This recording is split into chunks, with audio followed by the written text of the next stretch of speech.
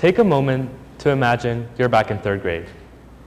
It's a Wednesday afternoon and you are told to write a quick story. It's just an assessment, nothing you haven't done before, and at standards set for children, it won't be more than a paragraph long. You know what a story has to have: a beginning, middle, and end. And so you repeat these words over and over in your head. Beginning, middle, end. Beginning, middle. Where's that light coming from? Wait, no, ignore it. Beginning, middle. Why is my handwriting so tense? It's probably because I was doing my homework last night. Did I put that in my backpack? Where is my backpack? Oh, I can't forget it again. That's the third time this week. And what is that buzzing noise? Oh, I bet it's a fly. How I hate flies. And suddenly, beep, beep, beep. It's been 45 minutes. And all you have are 2 sentences and a hand cramp. That sounds exhausting, right? We have all heard of attention deficit at some point of our lives.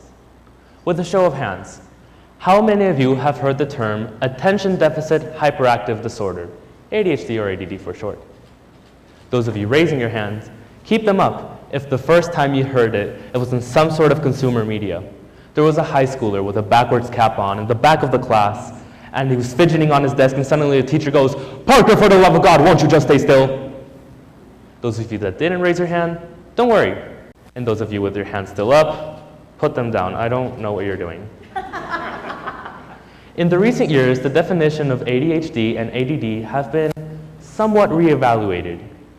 ADD is a thing of the past and is now considered ADHD inattentive type. As a whole, as defined by the American Psychiatric Association, ADHD is a disorder causing inattentivity, hyperactivity, and impulsivity. This is really just the tip of the iceberg, as this disorder falls into the neurodiverse umbrella. What I mean when I say the term neurodiverse, as defined by Harvard Medical School, is anyone that experiences and interacts with the world in many different ways. Notice how that definition doesn't have the words suffers from or struggles with. There is a negative spotlight and connotation that falls on such a disorder, pushing already struggling students into a deeper form of self-doubt. That anecdote at the beginning, that was something that happened to me a long time ago. It was around that time my parents took me to get diagnosed, and there I was diagnosed with a specialist at the ripe age of 9. It really came as no surprise. For a rough idea, try going to a busy coffee shop to read your favorite book while listening to your favorite song and trying to watch your favorite show. That's what it felt like trying to sit through silent reading time in elementary. Thankfully, my parents did their absolute best to have me overcome roadblocks in my way. I was assigned with special classes and big tutors for a big chunk of my life.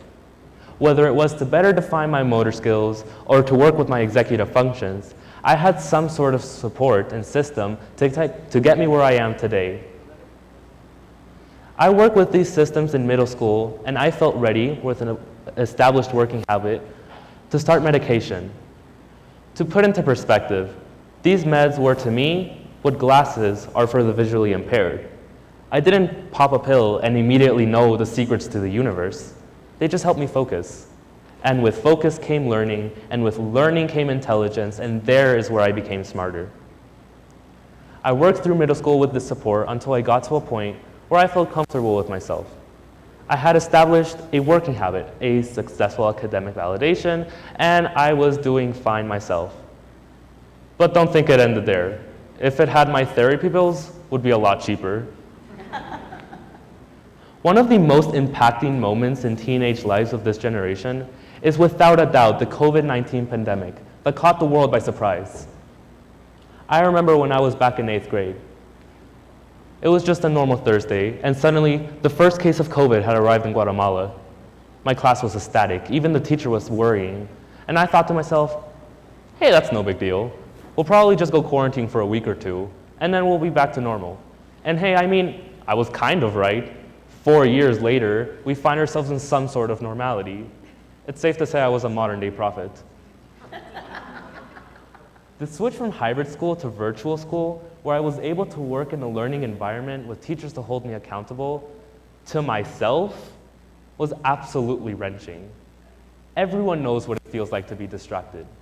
But it's hard to put into words just how difficult it was to suddenly have my whole education placed on a dim screen from 7:30 to 1 in the afternoon, every weekday for weeks that turned into months, that turned into years, and eventually felt like 2 centuries. The amount of self-control needed to work in those conditions became too much. I started not turning in my work on time. I started not caring about the classes, not even joining the sessions online. I started failing. Thankfully, teachers noticed, my parents noticed, my grades definitely noticed, and I was assigned back on my medication.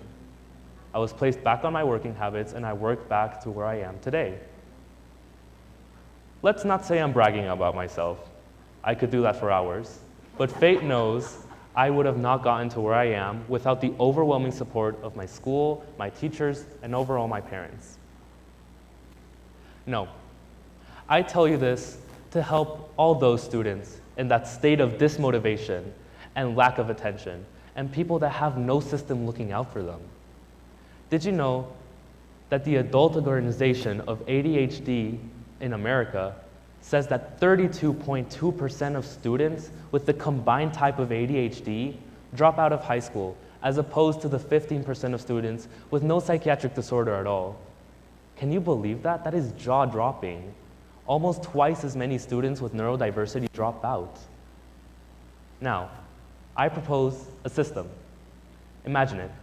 A universally recognized power that helps people flourish, students flourished with accommodations and special learning. For all we know, we could have the next Neil deGrasse Tyson in our astronomy class, but they're too busy drawing doodles on their notebook. We need to help them. Place yourself in their shoes. Wouldn't you want help too? Thank you.